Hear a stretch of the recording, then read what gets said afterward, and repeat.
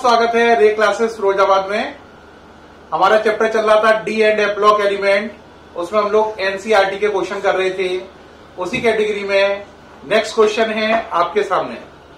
Question है give example and suggest reason for following. नीचे जो बातें हैं उनके एग्जाम्पल भी दीजिए और उनके कारण भी बताइए, यानी एग्जाम्पल और कारण दोनों बताना है। पहला पार्ट है the lowest oxidation state of transition metal is basic, the highest is amphoteric oblique acidic. कह रहा है ट्रांजिशन मेटल में जो लोअर ऑक्सीडेशन स्टेट होती है वो बेसिक होती है, लेकिन अगर ऑक्सीडेशन स्टेट बढ़ जाए तो फिर वो एसिडिक या एम्फोटेरिक हो जाती है। ठीक, यानी कि अगर जैसे आपकी ऑक्सीडेशन स्टेट Mn की +2 है तो Mn+2 में एक कंपाउंड बनाता है MnO। ये कंपाउंड बेसिक है। और Mn की ऑक्सीडेशन स्टेट +7 हो तो एक कंपाउंड बनता है Mn2O7। तो जब Mn की ऑक्सीडेशन स्टेट +7 है तब ये एसिडिक है। Mn2O7 एसिडिक है, MnO बेसिक है, Mn2O7 एसिडिक है ना।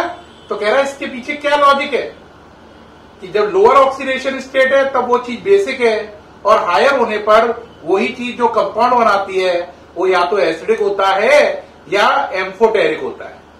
कुछ बच्चों के मन में होगा एम्फोटेरिक क्या होता है। एम्फोटेरिक का मतलब वो चीज जिसमें एसिड के भी कैरेक्टर हो और बेस के भी। वो चीज जिसमें एसिड और बेस दोनों के कैरेक्टर हो उसे इंग्लिश में एम्फोटेरिक कहते हैं।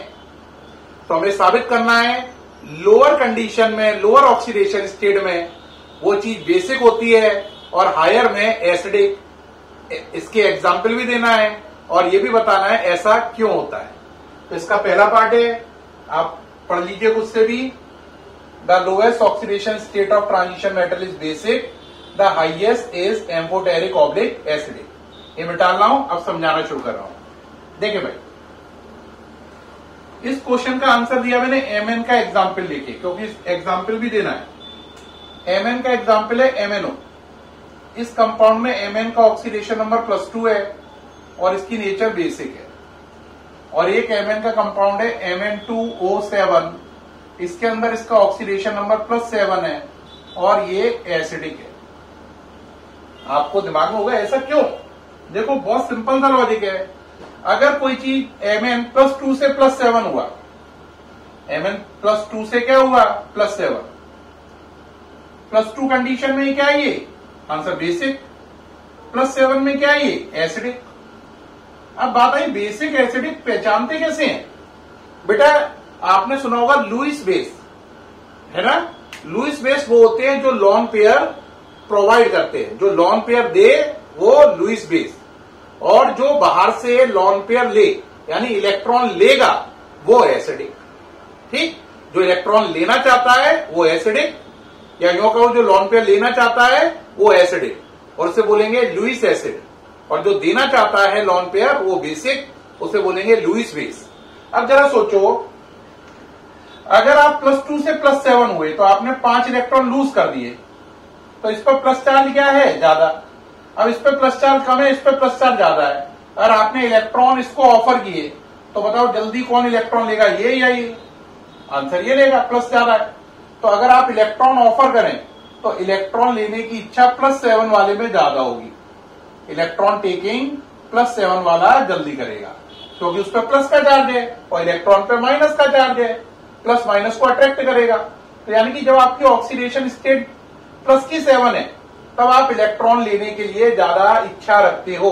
और इलेक्ट्रॉन लेने का मतलब इलेक्ट्रॉन एक्सेप्ट करना, और जो इलेक्ट्रॉन लेता है वो लुईस एसिड है ना। बात सही है कि नहीं।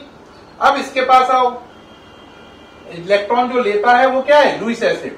तो +7 वाली कंडीशन में इलेक्ट्रॉन लेने की इच्छा ज्यादा रखता है तो ये लुईस एसिड का काम कर रहा है।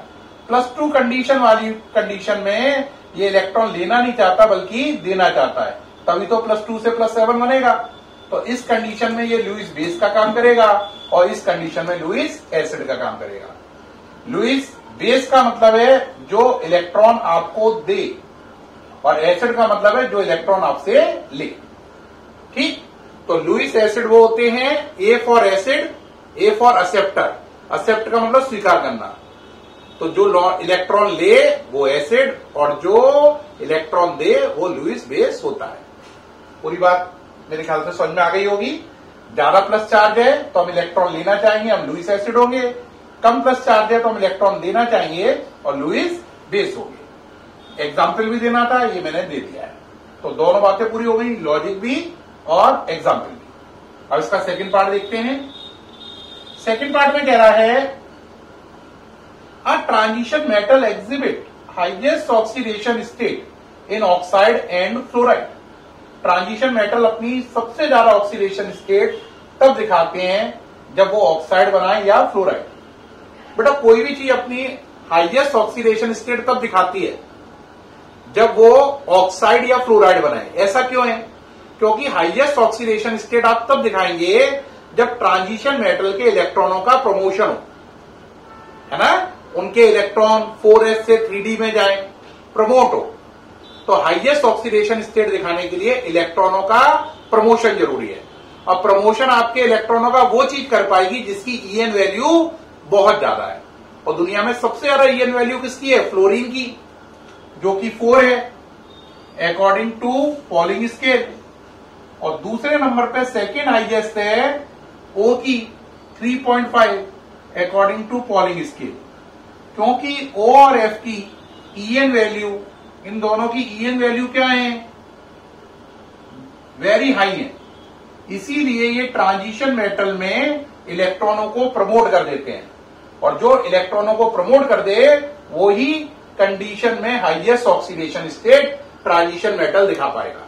Repeat, transition metal highest oxidation state तब दिखाएगा जब उसके इलेक्ट्रॉन प्रमोट हो एस से डी में।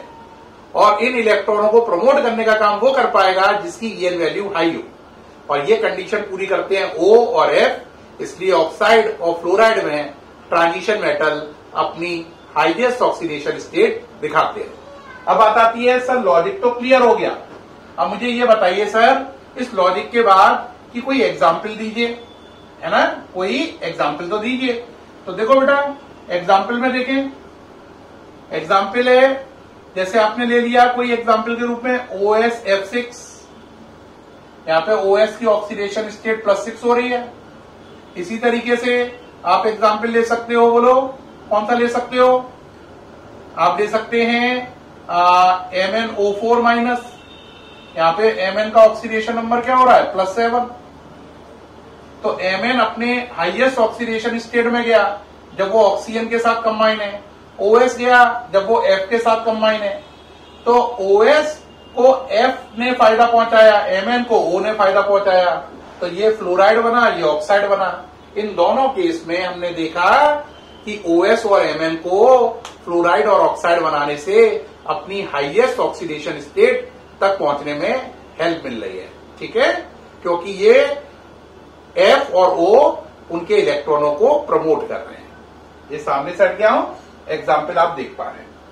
ठीक है, अब बात आई इसका एक और एग्जाम्पल लीजिए। ये पूरा एग्जाम्पल हो गया, अब थर्ड वाला पार्ट लीजिए। थर्ड वाला पार्ट पे आ जाओ। क्या है? The highest oxidation state is exhibited in oxo A9 of metal. वो कह रहा है ट्रांजिशन मेटल अपनी highest oxidation state oxo A9 में दिखाते हैं। ये बात पिछले क्वेश्चन से लगभग मैच कर गई। ऑक्सो एनाइन इसका मतलब है ट्रांजिशन मेटल है, ऑक्सीजन है और नेगेटिव चार्ज है। ट्रांजिशन मेटल है, ऑक्सीजन है और नेगेटिव चार्ज है, ऑक्सो एनाइन हो गया। इसका एग्जाम्पल अभी मैंने ऊपर भी दिया था, MnO4-1। Transition metal, oxygen, negative charge. तो ये किसका एग्जाम्पल हो गया? ऑक्सो एनाइन का। और ऑक्सो एनाइन में इस वाले में Mn का ऑक्सीडेशन नंबर कितना आया? +7। तो साफ नजर आ रहा है ऑक्सो एनाइन में ट्रांजिशन मेटल अपना हाईएस्ट ऑक्सीडेशन स्टेट दिखा रहा है। वजह क्या है? वजह फिर वही पुराना लॉजिक लगेगा। O की ईएन वैल्यू क्या है? Very high. और जिसकी ईएन वैल्यू क्या होती है? Very high. वो चीज इलेक्ट्रॉनों का प्रमोशन कर देती है। तो ऑक्सीजन Mn के इलेक्ट्रॉनों को प्रमोट कर देती है क्योंकि उसकी ईएन वैल्यू बहुत हाई है। इसीलिए Mn अपनी oxidation state, highest oxidation state oxygen के साथ कंबाइन होकर ऑक्सो एनायन बनाते समय दर्शाता है, दिखाता है।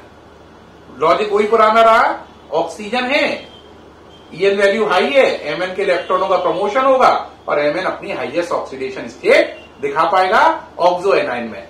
एग्जाम्पल देना है, ये लिखा हुआ है MnO4-1। ठीक, तो इस क्वेश्चन के तीनों पार्ट कवर हो गए हैं। सामने से हटा हुआ हूं, आपको सब नजर आ रहा है, दिख रहा है। अब नेक्स्ट क्वेश्चन देखते हैं इस वीडियो में। एक और क्वेश्चन डिस्कस कर लेते हैं। क्वेश्चन है calculate unpaired electron, calculate unpaired electron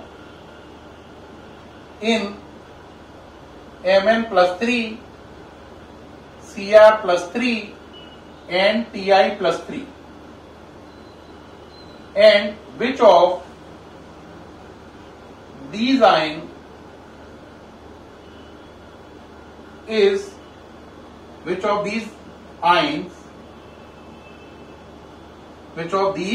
ions is most stable in aqueous solution। क्या क्वेश्चन का मतलब समझ में आया? कहोगे नहीं। क्वेश्चन का मतलब है Mn+3, Cr+3, Ti+3, इन तीनों में अनपेयर्ड इलेक्ट्रॉन गिनो और ये भी बताओ कि इन तीनों में से कौन सा आयन पानी के अंदर ज्यादा स्टेबल है, अपने एक्वस सॉल्यूशन के अंदर ज्यादा स्टेबल है। और इसके अलावा ये भी बताना है कि आपका लॉजिक क्या है, आपने किस आधार पे बताया ये ज्यादा स्टेबल है, वो लॉजिक भी बताना है। तो देखो बेटा, एक एक करके करते हैं। पहले Mn का number 25, 1s2, 2s2, 2p6, 3s2, 3p6, 4s2, 3d5। Mn पे +3 चार्ज है, +3 होने से हो जाएगा 4s0, 3d4, 4s0, 3d4। अब Cr चलो, एक्सेप्शनल केस है, 1s2, 2s2, 2p6, 3s2, 3p6। Exception है, अपवाद है ना, 4s1, 3d5। अब Cr पे कितना चार्ज है? +3, +3 होने से हो जाएगा 4s0, 3d3। अब कहोगे सर Ti रह गया, अब Ti को भी ले लेते हैं, नीचे लिखने की जगह ये जगह क्लीन कर ले रहे हैं। Ti को ले लीजिए। Ti का नंबर कितना होता है? 22, 1s2, 2s2, 2p6, 3s2, 3p6, 4s2, 3d2। आपने Ti पे +3 लगाया तो ये हो गया 4s0, 3d1। अब आपको मतलब किससे था? Ti+3 से, Mn+3 से और Cr+3 से, है ना। तो बाकी चीजों को मिटा दो। तो ये Mn को मिटा दिया, है ना, Cr को मिटा दिया, इससे कोई लेना देना नहीं है इस समय, और ये Ti को मिटा दिया, इससे अभी कोई लेना देना नहीं है। अब ये तीनों आ गए। इसमें कौन सा कॉन्फ़िगरेशन है? 3d1। 3d1 कितने अनपेयर्ड इलेक्ट्रॉन है? 1। तो क्वेश्चन था इसमें अनपेयर्ड इलेक्ट्रॉन बताओ। अनपेयर्ड इलेक्ट्रॉन, अनपेयर्ड इलेक्ट्रॉन कितने हुए इसमें? बोलो कितने हो गए इसमें? आंसर इसमें हो गए Ti+3 में कितने हो गए? बोलो Ti+3 में अनपेयर्ड इलेक्ट्रॉन हो गए 1। ये नजर आ रहा है, 3d1 है। अब कहोगे सर Mn+3 में बताओ, इसमें 3d4 बताओ, 3d4 में कितने अनपेयर्ड इलेक्ट्रॉन होंगे? 1, 2, 3, 4। तो अगर हम बात करें किसकी? Mn+3 की, तो उसमें अनपेयर्ड इलेक्ट्रॉन है 4। अब कहोगे सर इसकी भी बात कर लो, Cr+3 की, ये 3d3 है, बताओ अनपेयर्ड इलेक्ट्रॉन कितने होंगे? अकल वाले हो, आंसर 3 होंगे। तो अगर हम बात करें Cr+3 की, तो उसमें अनपेयर्ड इलेक्ट्रॉन है 3। तो पहली बात बोली थी Ti+3, Mn+3, Cr+3 में अनपेयर्ड इलेक्ट्रॉन बताओ। ये सामने निकला हुआ है, इसमें 1 है, इसमें 4 है, इसमें 3 है, ये पूरा करके दिखा दिया। आप कहोगे सर बिल्कुल सही, आपने यहां तक ओके कर दिया। अब ये और बता दीजिए इन तीनों में से सबसे ज्यादा स्टेबल कौन सा है? अब बात रह गई खाली स्टेबिलिटी ढूंढने वाली। अनपेयर्ड इलेक्ट्रॉन निकालने का काम तो हो चुका है, ठीक। अब बात आई स्टेबल जा रहा कौन है सर, ये और बताइए। अब देखो बेटा स्टेबल जा रहा कौन है, आंसर सबसे ज्यादा स्टेबल है इन तीनों में से Cr+3। कहोगे क्यों, मैं बोलूंगा इसमें कौन सा लिखा है, 3 इलेक्ट्रॉन। याद करो जब 5 ऑर्बिटल थी ये टूटती हैं 3 और 2 के सेट में। 3 का सेट क्या कहलाता है, T2G, और 2 का क्या कहलाता है, Eg। अब 3 इलेक्ट्रॉन है तो T2G क्या हो गई, हाफ फील्ड। तो इसमें कॉन्फ़िगरेशन मिल रहा है T2G की पावर 3, यानी कि T2G क्या हो गई, हाफ फील्ड। और हमें मालूम है हाफ फील्ड चीज फुल फील्ड चीज सबसे ज्यादा स्टेबल होती है। तो साफ नजर आ रहा है कि Cr+3 में कौन सा कॉन्फ़िगरेशन मिल रहा है, T2G3, इस वजह से हाफ फील्ड है।